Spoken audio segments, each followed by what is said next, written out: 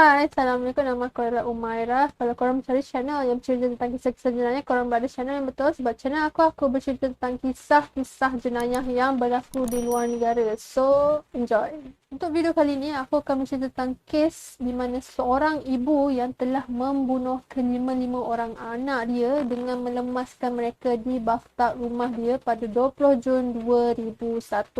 Kes ni bagi aku sangat sedih kerana nasib si isteri ni yang dipengaruhi oleh idealistik si suami yang mahukan anak ramai sehinggakan dia menghirau dan tak langsung ambil tahu pasal kesihatan isteri dia secara fizikal dan juga mental.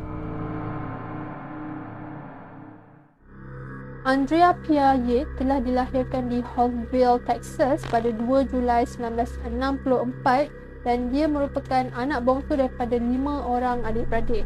Ibu bapa dia ialah Jutta Karen Toiler, seorang imigran dari Jerman, dan Andrew Emmett Kennedy, seorang imigran Irish. Daripada dia remaja, dia mengalami penyakit bulimia dan pada usia 17 tahun sahaja dia telah mengalami depression sehinggakan dia telah bercerita dengan kawannya bahawa dia ada niat untuk membunuh diri. Lepas tamat persekolahan, Andrea telah menyambung pelajaran dia iaitu dia telah mengambil program kejururawatan selama 2 tahun di sebuah universiti iaitu University of Houston.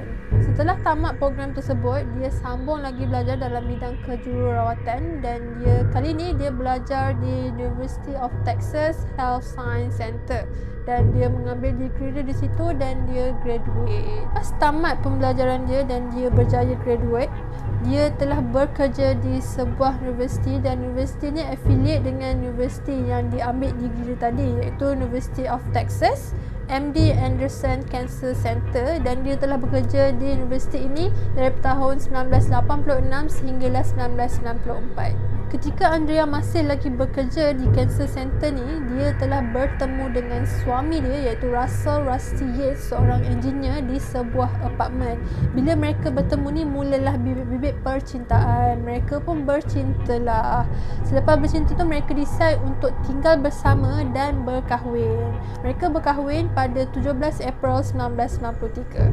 Rusty dan Andrea ni mempunyai satu perangan di mana mereka mahukan anak seramai yang boleh, aku quote balik would seek to have as many babies as nature allow. So di sini lagi ramai lagi bagus lah, macam konsep anak ni anugerah Tuhan. Dengan itu mereka telah membeli sebuah rumah yang mempunyai 4 buah bilik tidur di sebuah kawasan di Friendswood, Texas. Andrea dan Rusty tinggal di Friendswood, Texas sampailah anak pertama mereka lahir pada Februari 1994 sebelum Rusty menerima satu tawaran pekerjaan di Florida.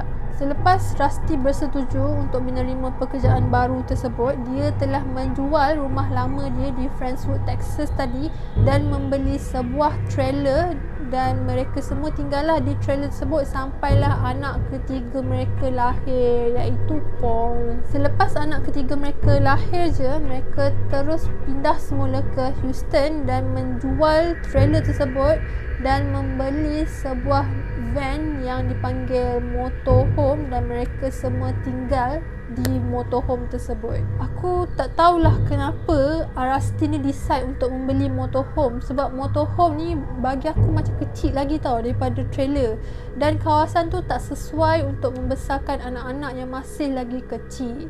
Tapi mereka ni duduk jugalah dalam motorhome tu sampailah si Andrea ni mengandung anak keempat. Bila dah lahir je anak keempat, Andrea terus mengalami kemurungan yang sangat teruk. Pada 16 Jun 1999, Rusty ni ternampak yang Andrea ni dalam keadaan yang terketar-ketar sambil tu dia mengunyah jari dia sendiri. Masa ni Andrea telah mengalami kemurungan. Keesokan harinya Andrea cuba untuk membunuh diri dengan menelan pil yang sangat banyak, tapi suami dia Rusty sempat menghalang dia dan membawa Andrea terus ke hospital. Selepas sampai je di hospital, Andrea terus ditahan dan telah diberi rawatan dan dia telah diberikan satu ubat iaitu ubat anti-depression oleh doktor di situ. Selepas doktor betul-betul yakin yang Andrea ni okey dan boleh pulang ke rumah, dia pun pulanglah Dan keadaan dia pada masa tu okey sekejap je lah. Lepas daripada tu episod dia datang kembali, jadi depressed semula. Bila dia depressed ni, ada satu ketika ni sampaikan dia meletakkan pisau di leher dia dan merayu pada suami dia untuk benarkan dia bunuh diri dia sendiri. Dan sekali lagi Andrea dimasukkan ke hospital, dan pada kali ni ubat yang Andrea perlu makan lagi banyak daripada sebelum ni. Salah satu ubat yang dia perlu makan, ubat ni nama dia adalah Haldol. Ubat ni basically adalah ubat antipsychotic drugs. Ubat ni yang mengurangkan dia untuk berfikir perkara-perkara gila lah, seperti bunuh diri. Dan Andrea lepas dapat ubat-ubat ni semua makin baik, dan doktor yakin yang dia boleh sambung makan ubat dia di rumah. So dia dibenarkan untuk pulang ke rumah lah. Jadi Rusty ni dia upgrade rumah mereka ni daripada tinggal di motorhome sebelum ni ke sebuah rumah kecil, kerana Rusty rasa yang Andrea ni perlukan ruang untuk improve kesihatan mental dia. Dan Andrea dikatakan pada ketika tu keadaan mental dia agak stabil lah buat sementara waktu. Tapi pada Julai 1999, Andrea mengalami nervous breakdown, di mana pada bulan tu saja dia telah melakukan cubaan membunuh diri sebanyak 2 kali, dan Andrea juga dimasukkan di hospital sakit mental sebanyak 2 kali juga. Di hospital ni, doktor telah diagnose Andrea mengalami satu penyakit dinamakan postpartum psychosis, di mana kita orang Melayu cakap sebagai penyakit meroyan. Doktor psikiatrik yang merawat Andrea pada ketika tu menasihati Rusty dan juga Andrea untuk tak lagi menambah anak mereka, kerana Dr. Eileen ni risau keadaan mental Andrea, takut dia kena meroyan lagi seperti anak keempat mereka. Rusty dan Andrea tak juga dengan nasihat Dr. Eileen ni. Mereka try nak dapatkan anak kelima juga, dan untuk Andrea mengandung, Andrea perlu berhenti makan ubat-ubat dia, dan salah satu ubat tu adalah Haldol, iaitu antipsychotic drugs. Bila dia stop, diorang pun try lah nak dapatkan anak. Berjaya, Andrea mengandung dan lahirlah anak kelima dan terakhir mereka. Pas anak kelima Andrea ni lahir, dia dikatakan seperti seorang wanita yang normal, seorang ibu yang penyayang, sangat menjaga anak-anak dia. Dia tak tunjuk macam dia ada depression.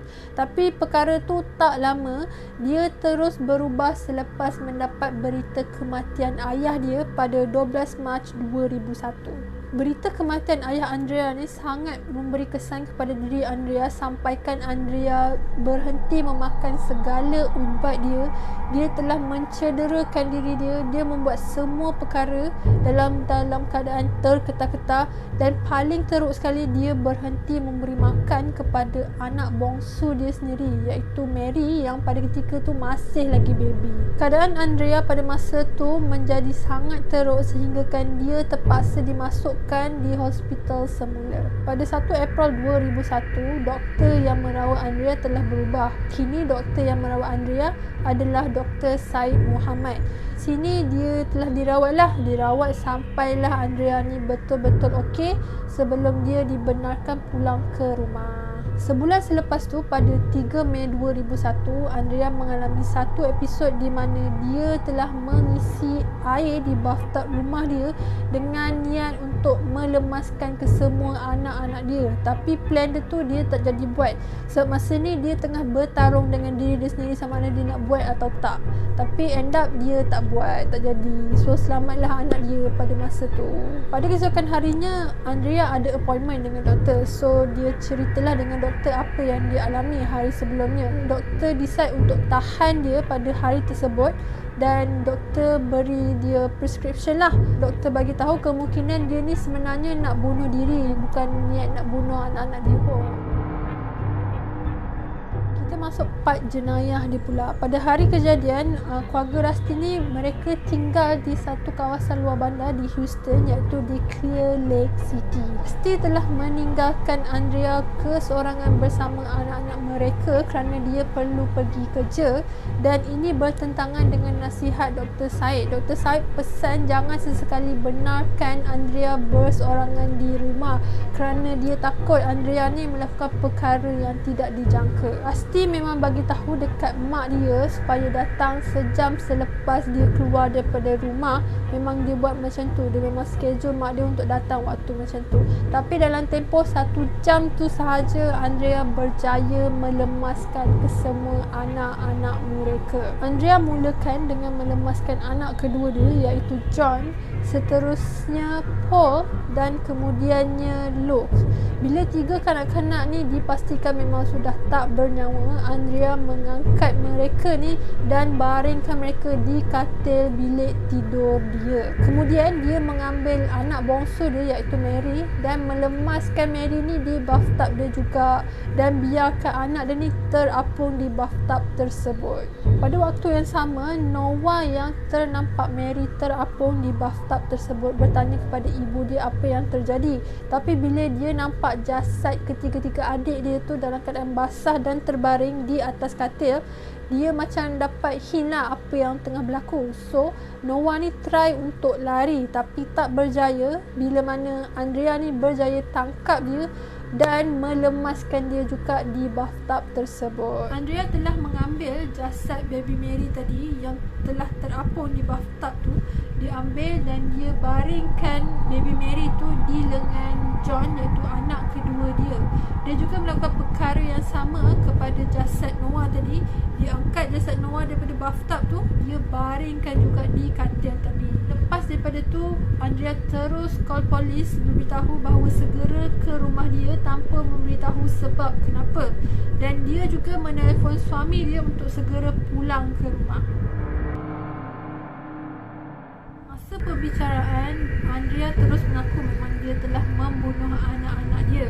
Dan dia juga telah bercerita pada seorang doktor yang menyoal dia masa di penjara iaitu Dr. Michael Wellner. Dia memberitahu bahawa dia menunggu Rusty ni pergi kerja dulu sebelum dia isi air di bathtub tersebut. Sebab kalau dia isi masa Rusty masih lagi di rumah, Rusty akan menghalang Andrea daripada mencederakan anak-anak mereka. Rusty telah melantik seorang kenalan family dia untuk menjadi peguam kepada isteri dia Andrea iaitu seorang peguam bernama George Parham. Even though pihak pembela iaitu pakar lah percaya yang memang Andrea ni betul-betul tak waras, tapi dalam undang-undang Texas memerlukan seseorang tu membuktikan ketidakwarasan dia. Orang tu perlu buktikan yang dia tak boleh langsung membezakan antara yang betul dan tak betul pada hari dia buat jenayah tersebut. Pada Mac 2002, pihak juri menolak alasan tidak waras Andrea tu dan mendapati yang Andrea ni memang bersalah di atas jenayah yang dia lakukan. Pihak pendakwa pula mencadangkan untuk menjatuhkan hukuman mati kepada Andrea, tapi pihak juri menolak pilihan tersebut. Selepas perbicaraan itu berlaku, pihak mahkamah memutuskan untuk memberi hukuman penjara seumur hidup dengan syarat parol dalam tempoh 40 tahun. Pada 6 Januari 2005, pihak Mahkamah Rayuan Texas telah menukar hukuman Andrea kerana mereka dapati salah seorang saksi dan juga doktor psikiatrik telah memberi keterangan palsu semasa perbicaraan yang diadakan pada tahun 2002. Doktor ni bernama Dr. Park Diaz. Dr. Park Diaz ni berkata bahawa keterangan yang dia berikan dipengaruhi oleh sebuah rancangan TV iaitu rancangan TV Law and Order, dan dia berkata dia dipengaruhi oleh satu episod di mana episod ni memaparkan seorang ibu yang melemaskan anak dia dengan cara yang sama seperti Andrea ni buat, dan keputusan result mahkamah dalam rancangan tersebut, si ibu tu didapati tidak bersalah kerana dia tidak waras. Penulis untuk rancangan TV Law and Order ni, Susan O'Malley, berkata tak ada lagi episod yang memaparkan seorang ibu yang membunuh anak dia dengan melemaskan anak-anak dia. So bermakna di sini Dr. Park Diaz telah menipu dan memang keterangan dia tak boleh dipakai langsung. TV tu memang memaparkan episod itu, tapi 2 tahun selepas perbicaraan asal telah berlaku, iaitu pada tahun 2004, satu episod yang dipanggil Magnificate, dan dalam episod itu memaparkan seorang ibu yang telah membunuh anak dia dengan melemaskan anak-anak dia. So disebabkan tindakan Dr. Parks Dietz ni, pihak mahkamah decide untuk membuat perbicaraan semula untuk kes jenayah Andrea ni. So bermakna pada tahun 2002 tu dibatalkan lah, memang umpama macam tak wujud langsung. Pada 9 Januari 2006, Andrea dibicarakan semula dan dalam perbicaraan kali ni Andrea masih lagi mengaku tidak bersalah disebabkan dia tidak waras. Dan perbicaraan kes Andrea ni masih lagi berlaku, tapi pada 1 Februari 2006 Andrea dibebaskan dengan jaminan bersyarat. Syaratnya Andrea perlu dimasukkan di mana-mana hospital mental dan diberi rawatan di hospital tersebut. Pada 26 Julai 2006, selepas perbincangan yang mendalam dan detail, pihak mahkamah decide bahawa Andrea ni memang tidak bersalah disebabkan tidak waras seperti yang tertulis dalam undang-undang Texas. So di sini Andrea memang dapat buktikanlah memang dia dalam keadaan yang tidak waras, yang memang tak boleh membezakan apa yang betul dan tak betul pada hari dia buat pembunuhan tersebut. Selepas Andrea dapat tahu keputusan mahkamah tu, dia terus dipindahkan ke satu hospital ni bernama North Texas State Hospital Vernus Campus. Tapi di hospital ni dia tinggal tak lama dan pada Januari 2007 Andrea telah dipindahkan di Kerrville State Hospital di Kerrville, Texas. Part ni aku cerita sikit lah kenapa Rusty Yates ni aku cakap mempengaruhi Andrea untuk memiliki anak yang ramai. Berdasarkan testimoni yang dibuat pada tahun 2006, Dr. Syed memang dah memberitahu pada Rusty, jangan pernah tinggalkan Andrea ni seorang-seorang tau di rumah. Tapi Rusty ni dia tak nak follow nasihat Dr. Syed ni. Dia buat nasihat dia sendiri di mana dia akan meninggalkan Andrea ni selama 2 jam setiap hari, iaitu 1 jam belah pagi dan 1 jam belah petang, dengan harapan Andrea ni mula berdikarilah seorang-seorang. Dia tak berharaplah pada Rusty ataupun ibu Rusty yang memang bergila-gila jaga Andrea pada masa tu. Abang Andrea iaitu Brian Kennedy telah ditemu bual di satu rancangan TV, dan dalam rancangan TV ni Brian telah bercerita bahawa Rusty ni pernah macam bagi tahulah dekat dia yang orang yang ada penyakit mental ataupun ada macam tak waras sikit perlu diajar tau. Kalau tak diajar makin berlemak, makin diorang lembik. So itu yang membuatkan ibu Andrea berasa terkejut dengan plan yang Rusty nak buat ni. Ibu Andrea tak percaya langsung dengan plan Rusty nak akan berjaya, sebab Andrea ni nak jaga diri sendiri pun tak mampu. Macam mana dia nak jaga anak-anak dia kan? Pernah sekali tu Andrea try untuk bagi makanan biasa kepada Mary tau, baby yang masih kecil lagi tu. Tapi mana boleh kan? Rusty juga pernah ditemu bual oleh satu wartawan ni, dan dalam sesi temu bual ni Rusty bagi tahu yang doktor tak pernah pun cerita kat dia yang isteri dia ni psycho dan mampu mencederakan anak-anak mereka. Rusty juga cakap kalau dia tahu yang isteri dia ni tak waras, dia memang takkan suggest dekat Andrea ni untuk tambah lagi anak. Yang pada aku memang. Tapi masa Andrea ni masih lagi dalam penjara, Andrea pernah bercerita lah dekat doktor psikiatrik yang pernah merawat dia, iaitu Dr. Melissa Ferguson, sebelum dia mengandungkan anak kelima dia, iaitu baby Mary tadi. Dia telah cakap lah dengan Rusty yang dia tak nak buat hubungan seks sebab dia risau yang dia mampu mencederakan anak dia, dan juga nasihat yang Dr. Eileen, iaitu doktor pertama dia, pernah bagi tahu sebelum.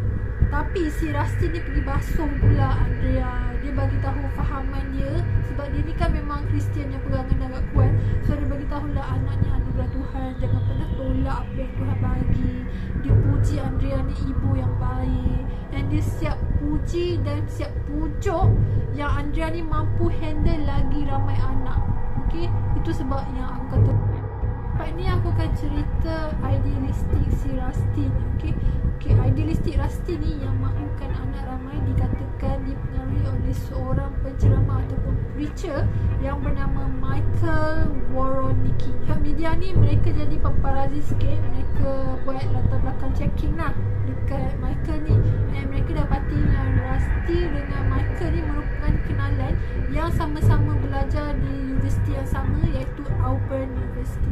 Mereka dikatakan bertanggungjawab juga di atas pembunuhan yang terjadi disebabkan mesej yang dia sebarkan kepada keluarga Rusty ni, dan Rusty ni juga menggunakan mesej yang sama untuk mempengaruhi Andrea. Michael dia mempertahankan pendirian dia. Dia berkata bahawa apa yang disampaikan tu hanyalah untuk memperkuatkan kasih sayang antara suami dan isteri. Dan kedua-dua lelaki ni, Michael dan Rusty, bersetuju bahawa apa yang pihak media sampaikan merupakan satu fiction sahaja, rekaan. Maksudnya tak ada kaitan pun mesej yang Michael sampaikan dengan mental health Andrea. Andrea juga pernah bercerita yang dia plan untuk bunuh anak dia ni dah 2 tahun tau. Dia bunuh anak dia pada tahun 2001. So daripada tahun 1999 lagi dia plan untuk bunuh anak dia, tapi dia belum jumpa lagi masa yang sesuai. Reason kenapa dia decide untuk bunuh anak dia, dia rasa bahawa dia ni bukanlah seorang ibu yang baik, and dia rasa diri dia ni bawa keburukan daripada kebaikan.